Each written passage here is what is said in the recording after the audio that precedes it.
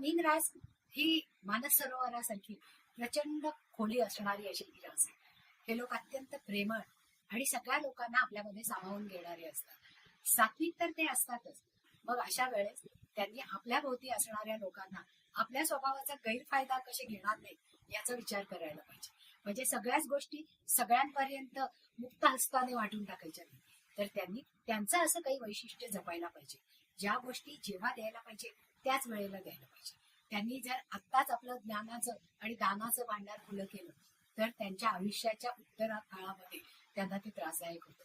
तर त्यांनी हे कायम लक्षात ठेवावं की त्यांची सहनशीलता, त्यांचं सहानुभूती ही जरी पुष्कळ असली आणि लोकांकरता ते जास्तीत जास्त वापरत असतील तरी सुद्धा त्यांनी आपल्या वृद्धापकाळाचा विचार करून लोकांच्या मध्ये या पद्धतीने वागलं पाहिजे की ज्याच्यामुळे त्यांचं स्वत्व हे जपलं गेलं पाहिजे.